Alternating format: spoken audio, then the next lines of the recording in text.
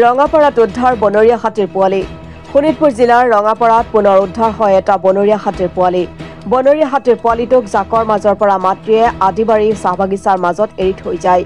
বনৰীয়া হাতীৰ পোৱালিটোক মাতৃৰ সৈতে মিলন কৰি দিয়াৰ বাবে বনকৰ্মীসকলে পদক্ষেপ লৈছিল যদিও বিফল হয় পিছত আমাৰিবাৰী মাধ্যম বনাঞ্চলিক কাৰ্যালয়ৰ বনকৰ্মীসকলে উদ্ধাৰ কৰি কাৰ্যালয়লৈ লৈ আহে প্ৰায় এবছৰ বয়সৰ বনৰীয়া হাতীৰ পোৱালিটোৱে মাতৃক বিচাৰি কৰিছে আৰ্তনাদ ইফালে বন বিভাগে দিনৰ ভাগত বনৰীয়া হাতীৰ পোৱালিটোক জাকৰ সৈতে মিলন কৰাৰ চেষ্টা চলাব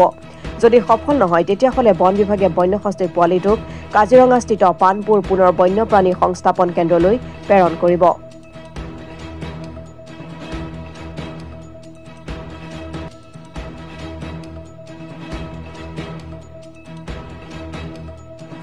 হয়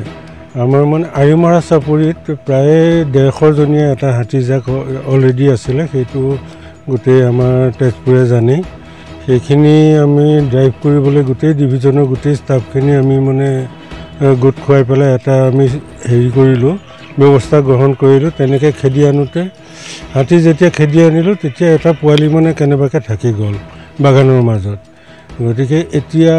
সেই পোৱালিটো এতিয়া আমি হাতীজাকৰ লগত লগাবলৈ চেষ্টা কৰিছিলোঁ কিন্তু আমি তাত বিফল হৈছোঁ দেখা যাওক যদি আকৌ পাৰোঁ আমি চেষ্টা কৰিম হাতীজাকটোৰ লগত লগাবলৈ যদি তেওঁলোকে লয় তেতিয়াহ'লে ল'ব নহ'লে ৰেস্কিউ চেণ্টাৰলৈ আমি নিব লাগিব হয় হাতীটো পাইছিলোঁ আমি আদাবাৰী বাগানৰ ঠিক আদাবাৰী বাগানতে পাইছোঁ হয় হয় বয়সটো এপ্ৰক্সিমেট আণ্ডাৰ 1 year হ'ব সি তেনেকুৱা এইটো মাইকী পোৱালি হয় হয় ঠিক আছে